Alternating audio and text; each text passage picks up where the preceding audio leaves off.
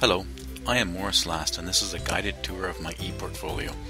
This guided tour will first take you through how best to navigate my ePortfolio and then explain my theme and why I chose it, followed by explaining how and why the ePortfolio unfolded as it did. Next are explanations of the importance of the various sections, and lastly I summarize what I feel I attained in constructing the ePortfolio.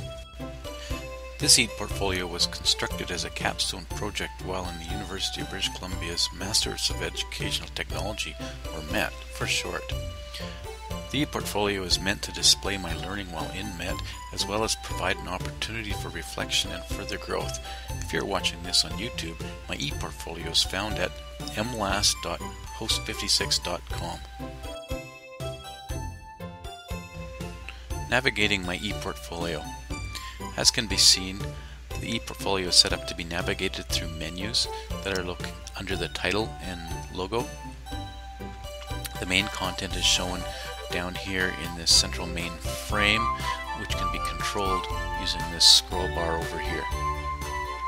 Select a menu item, click on it, and that linked content appears in the main window. There's also a navigation bar at the bottom, right down here, and we can click on that and it'll take us, it will again load content into the main frame. Fitting in with the theme of stories around the digital campfire, there's an alternative, non-sequential way to view the portfolio. The images in this slideshow over here each are linked to a page, and if we click on the image, it will load the page.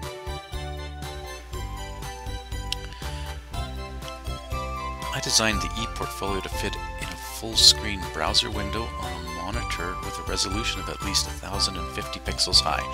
That's this direction here. If you view it like that, the content all fits on the screen, eliminating the need to scroll the browser window.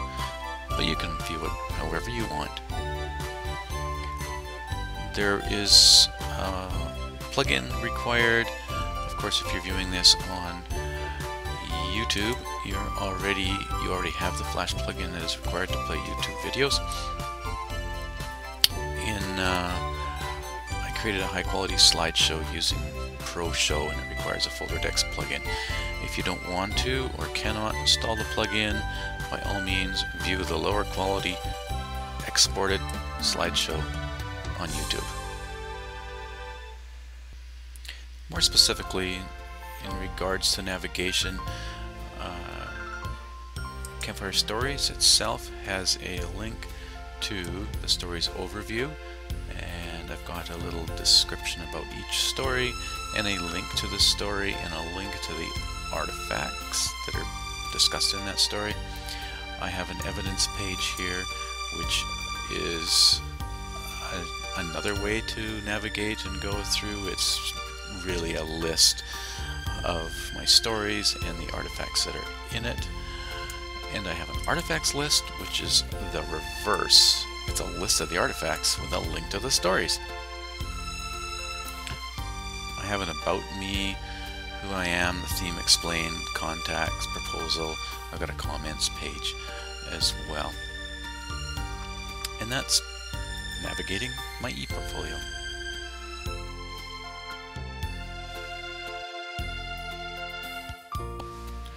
The theme of stories around the digital campfire I used was inspired by Joanne Carney's campfires around which we tell our stories. I envisioned stories which were interrelated, as campfire stories often are, but which are not in any set order, but which often start off with short tales, have one or two longer tales, and, in my experience, include stories which caused one to pause and reflect, even if just a little. The campfire, of course, is the digital device one uses to view and interact with digital content. I organized my ePortfolio with this theme in mind, giving my story as non-linear, yet interrelated, mixing media and having stories of different lengths.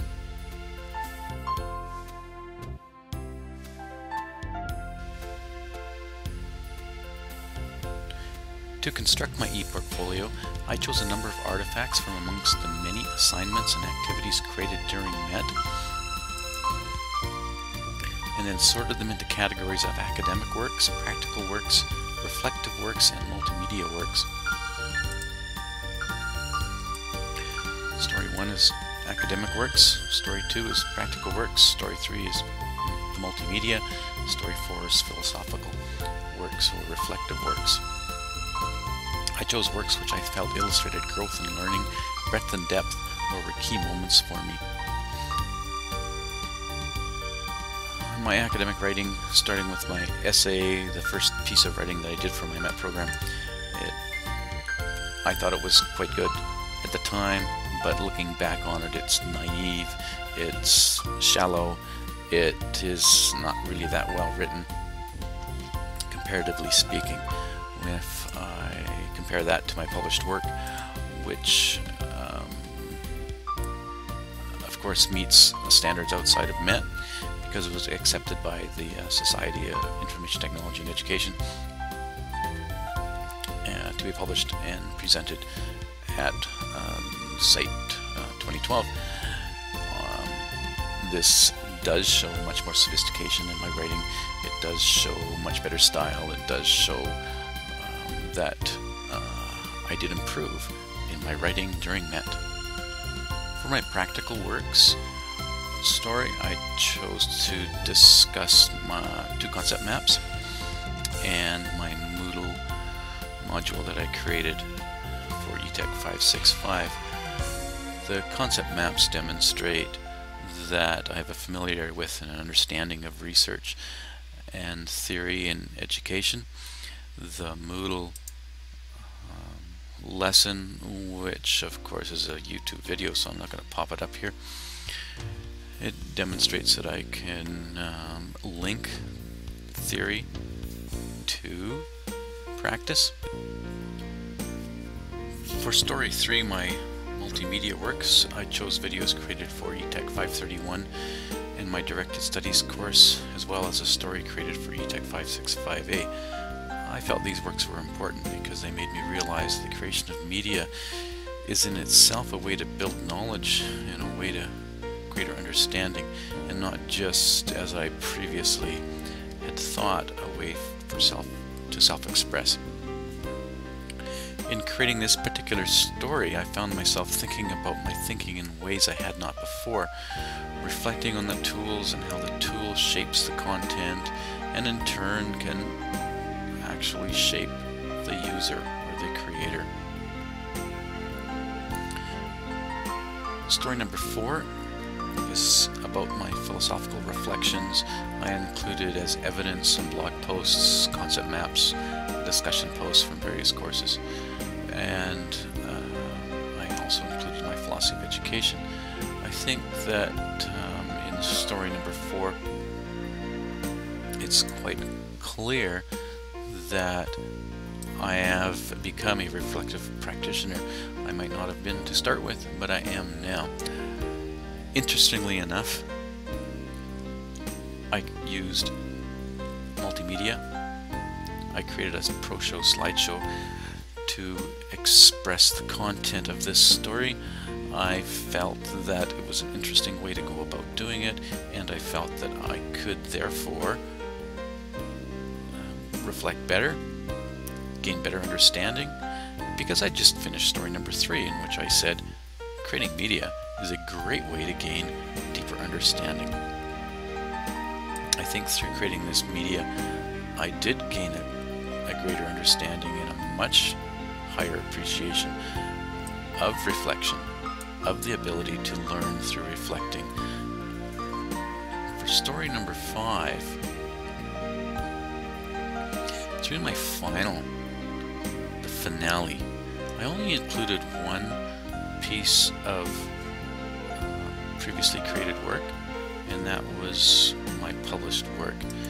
In my finale, I'm really talking about my overall MET journey, and I did do this in a somewhat linear fashion, talking about what I was thinking and how I was feeling before I even enrolled in MET, and why it was attractive to me, because the kinds of things I was experiencing as a classroom teacher, I was seeing and I was doing and I was trying out, really meshed with what I read about the MET program, and the early MET years were exposed to quite a number of different theorists there, and it was not overwhelming, but I just dragged it in. It just soaked it up. Talking about grand narratives and the question concerning technology and knowledge building and frameworks for teacher knowledge and for communities of practice and conceptual changes and the nature of science and all of these foundational concepts that were I just soaked them up, and they immediately started to influence me, and immediately causing some of that conceptual change that Posner wrote about. And there I was, right, making meaning, experiencing knowledge building firsthand, at the same time learning about it and talking about it and discussing it. I felt invigorated. I felt wonderful. And that continued throughout the MET program. Through mid-MET, I could see a change in the way of my thinking. I wasn't just looking at constructivism as a learning theory, but I was assimilating it into my being, and I'm at the point where I think that constructivism is the way of learning. It was during this mid-MET time when I started to question about what is 21st century learning. There was a lot happening in the educational community. There was a lot happening in British Columbia. A lot of talk about change, a lot of proposals, a lot of words being flung around, a lot of jargon, and I really was interested in getting down to the meat of the matter. I started to ask myself, what is 21st century learning, and what is being done in research and practice to reflect that? And that question drew me into ETech 588, Directed Independent Studies, where I initially thought I would write a literature review on 21st century learning, but there really wasn't a whole lot of writing on the topic. So what I ended up doing was examining a number of groups that were proposing reform and calling it 21st century learning. And from that grew the framework, which turned into the proposal, which a paper that I submitted for consideration for publication, and which was accepted, and then which I reflected on. And it was during that time that I was encouraged to spend time thinking about my thinking and to learn beyond the learning by reflecting on my experiences and my learning. The value of reflection really became clear to me. As I close out this time in MET, and as I close up this discussion about my ePortfolio, I can see the change in my thinking and my attitudes and my values, and that we can, through reflection, gain understanding, and we can participate in knowledge building, and we can enter into transformative reflection. I've experienced that myself. One of the purposes of building this ePortfolio was to learn. It wasn't just to create this artifact called an ePortfolio, but it was to learn as we went through it. And I appreciate that.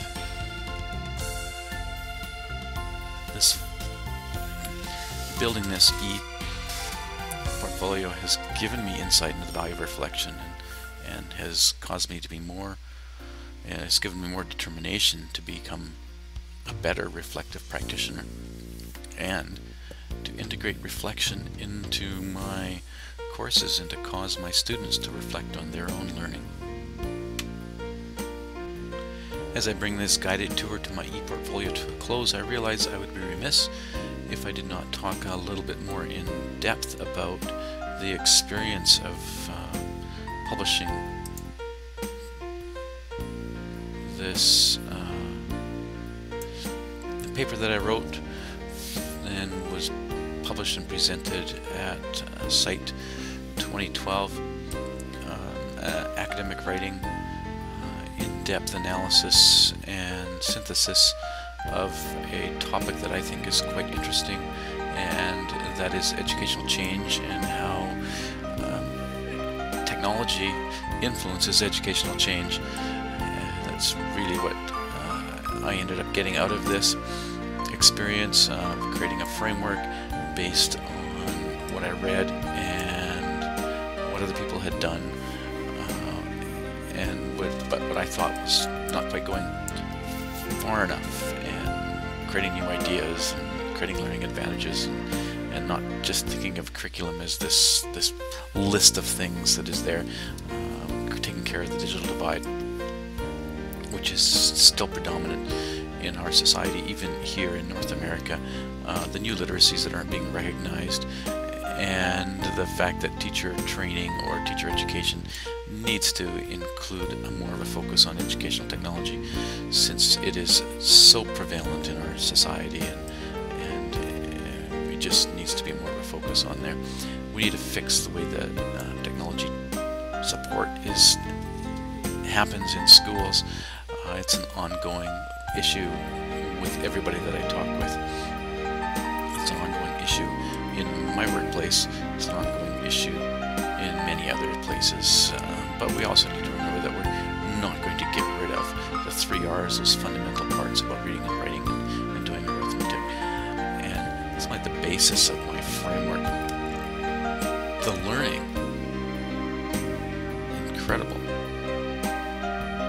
The reflection that my advisor, Dr. Frank Fing, required me to do. No, sorry, back that up. The reflection that my advisor Frank